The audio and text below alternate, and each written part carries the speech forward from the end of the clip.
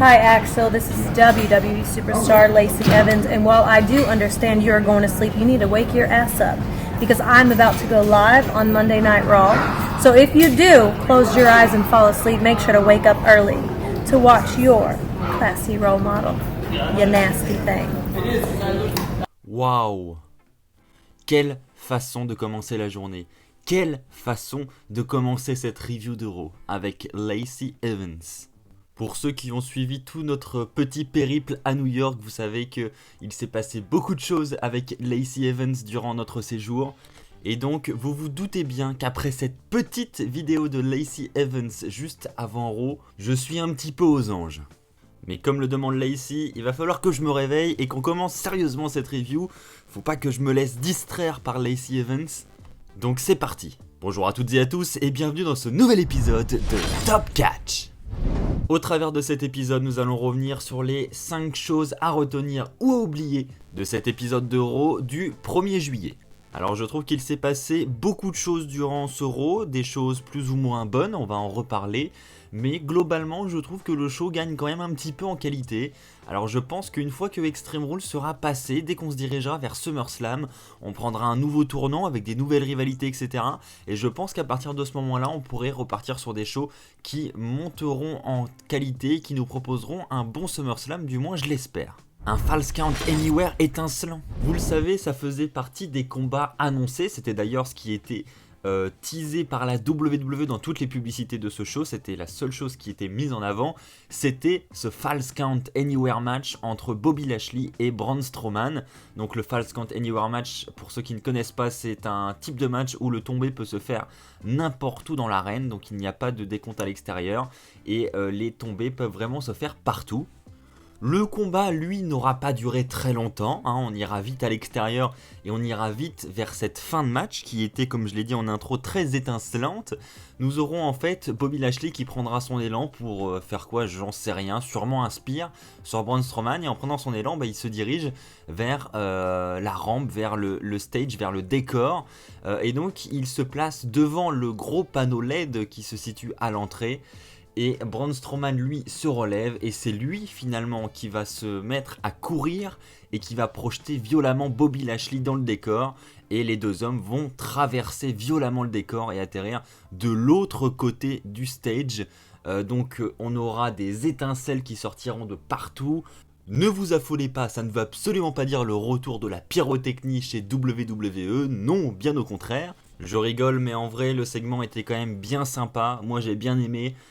Il était assez violent et c'est rare d'avoir ce genre de segment. Je l'ai vraiment trouvé particulièrement bien fait, donc je suis vraiment content et je trouve que c'est clairement un point à retenir de cet épisode de Raw. Donc c'était une bonne manière de commencer la soirée, ça nous a bien mis l'eau à la bouche. Je pensais au départ que ça allait être le main event de la soirée, en fait non, c'était direct l'opener, donc surprise. Et puis les deux hommes sont partis ensuite après le match en ambulance. Et le segment s'est terminé là-dessus avec Strowman et Lashley qui sont dans l'ambulance. On ne sait pas ce que va donner la suite de cette rivalité. Je pense qu'il y aura très probablement un rematch à Extreme Rules. On verra ce qui se passera la semaine prochaine.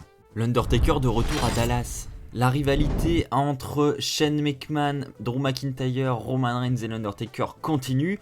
On rappelle que les 4 hommes vont s'affronter dans un match par équipe à Extreme Rules. Et donc dans le cadre du Raw de ce soir, nous avions un segment où, comme d'habitude, nous avions Shane McMahon qui débarque avec Drew McIntyre, où il commence à se vanter, comme d'habitude.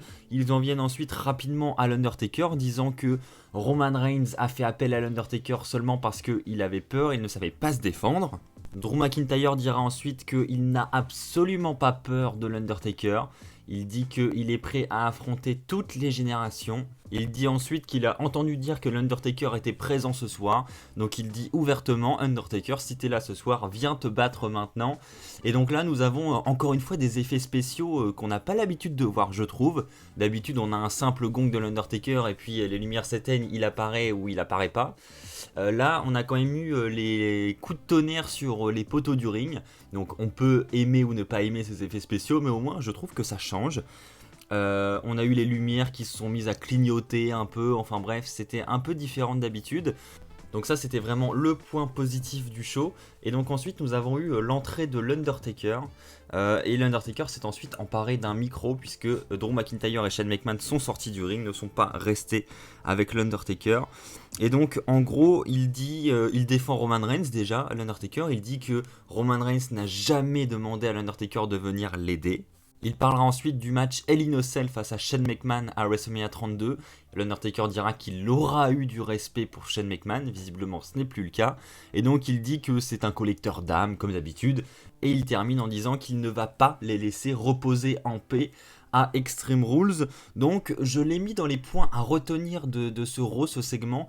Car même si c'est un peu toujours la même chose, mais je veux dire c'est du Shane McMahon, on en a depuis WrestleMania, on en a tous marre, mais c'est comme ça, j'espère que ça va se calmer. Mais en dehors de ça, l'Undertaker était présent et ils font l'effort de nous mettre l'Undertaker dans cette rivalité. Parce que ça c'est toujours le risque d'une rivalité quand un part-timer est impliqué, c'est que la rivalité souvent est un peu bancale parce que le part-timer, comme son nom l'indique, est rarement présent. Là, l'Undertaker a fait son retour la semaine dernière, il est encore présent cette semaine pour vendre son match à Extreme Rules. Je ne sais pas s'il sera présent la semaine prochaine, mais au moins il est là et ça fait plaisir. En plus, le Raw était à Dallas, au Texas. On rappelle que l'Undertaker est originaire du Texas.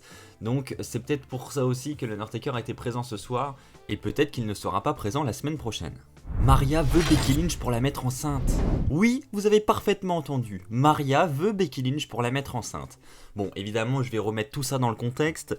Nous avons un match qui est organisé, un tag team mixte entre Maria et Mike Kanellis contre Seth Rollins et Becky Lynch. Donc vous l'aurez compris, c'est un couple contre couple. En fait, il y a eu une altercation en backstage juste avant où Maria a demandé à affronter le couple puisque elle n'aimait pas le fait que Rollins et Becky Lynch se proclament comme étant le couple de la WWE. Maria se justifiant en disant qu'ils étaient là avant. Donc ça nous amène à ce match où justement Maria et Mike voulaient prouver que c'était un couple existant à la WWE, qu'ils étaient bien là. Malheureusement ça s'est pas passé comme prévu puisque Mike aura perdu le match et puis en plus il aura perdu face à Becky Lynch. En effet, Becky Lynch lui portera sa prise de finition et Mike finira par abandonner. Et donc Maria a pas très bien pris la nouvelle, donc après le match Maria s'empare d'un micro. Elle dira à Mike qu'elle ne peut pas croire que Mike est le père de ses enfants. Elle dit qu'elle a attendu longtemps que Mike soit un homme. Et elle dit que malheureusement, l'homme ce soir, c'était Becky Lynch. Et c'est après ces mots qu'elle dira à Mike que peut-être que la prochaine fois, elle demandera à Becky Lynch de la mettre enceinte. Voilà, vous aurez compris, c'était assez violent quand même dans les mots pour le pauvre Mike. Mais j'ai vraiment trouvé ce segment divertissant et j'ai hâte de voir ce que ça va nous amener par la suite, donc vraiment beaucoup de curiosité. Alexa Bliss contre le monde. Oui, notre pauvre Alexa Bliss ne s'est pas fait beaucoup d'amis. Alors vous le savez, elle est accusée par de nombreuses women d'être une profiteuse, surtout avec Nikki Cross. On le rappelle, elle a remporté un match de championnat face à Bayley à Extreme Rules grâce à une victoire de Nikki Cross, c'est-à-dire que la stipulation était si Nikki Cross remporte le match, Alexa Bliss a un match de championnat. Et donc, toutes les superstars du roster féminin n'ont pas vraiment apprécié cette stipulation et trouvent ça un peu déloyal pour notre amie Nikki Cross qui, elle, mériterait cette chance pour le titre puisque c'est elle, après tout, qui a remporté le match. Et donc, la rivalité tourne beaucoup autour de ça. Donc, on avait un Moment of Bliss ce soir où on avait donc Alexa Bliss qui avait en invité spécial Nikki Cross. Elles se feront rapidement couper par Carmella. Donc pareil, on aura Carmella qui accusera Alexa Bliss de profiter de Nikki Cross. Ça amènera un match entre Alexa Bliss. Alexa Bliss perdra directement le match après un roll-up, donc ça durera que quelques secondes. Et donc après la pause publicitaire, on a un match Carmella contre Nikki Cross. Et là pareil, c'est Nikki Cross qui va réussir à battre Carmella. Donc toujours Nikki Cross qui est mise en avant au profit d'Alexa Bliss. Nikki Cross qui enchaîne les victoires et Alexa Bliss qui enchaîne les défaites. Je pense que c'est volontaire, c'est vraiment pour amener ce contraste entre les deux et pour mettre en avant le côté profiteuse de Alexa Bliss. J'aime beaucoup ce qu'ils font avec cette rivalité et j'ai hâte de voir ce que ça va donner pour la suite. Évidemment, je m'attends à une rivalité Alexa Bliss-Nikki Cross, mais pour SummerSlam, pour plus tard, je ne sais pas. Je ne sais pas combien de temps ça va durer, mais en tout cas, je trouve ça vraiment cool et divertissant. Le club est de retour. C'était le main event du show, AJ Styles contre le champion des États-Unis Ricochet. Rematch de la semaine dernière, on rappelle que AJ Styles avait battu Ricochet et il a donc remporté cette opportunité pour tenter de gagner le titre des États-Unis.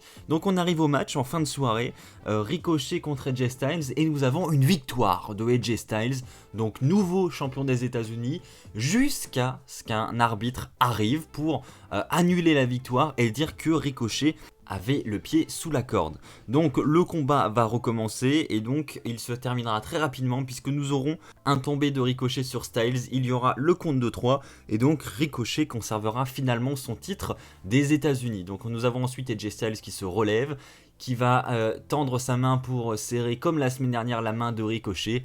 Ricochet va accepter, sauf que là, AJ Styles va s'acharner sur Ricochet et lui asséner de nombreux coups de poing, le frapper violemment. Nous aurons ensuite l'intervention de Gallows et Anderson qui viendront se joindre à AJ Styles pour frapper Ricochet. Et donc nous aurons pour terminer ce Raw une célébration de Gallows, Anderson et de AJ Styles. Donc le retour du club, on dirait, c'est ainsi que s'est conclu cet épisode de Raw avec, donc vous l'aurez compris, le heel turn de AJ Styles. Je trouve que cette rivalité promet vraiment beaucoup et j'ai hâte de voir la suite, j'ai hâte de voir ce qu'il va se passer au prochain pay-per-view Extreme Rules. Voilà, c'est ainsi que s'achève cette review de Raw, j'espère qu'elle vous aura plu. Si c'est le cas, comme d'habitude, n'hésitez pas à lâcher un pouce bleu, n'hésitez pas à vous abonner pour ne pas rater les prochaines vidéos qui sortiront sur la chaîne. On se retrouve dès demain pour la review de SmackDown. D'ici là, portez-vous bien et comme d'habitude, n'oubliez pas, soyez toujours très très fiers d'être fan de catch. Allez, bye tout le monde!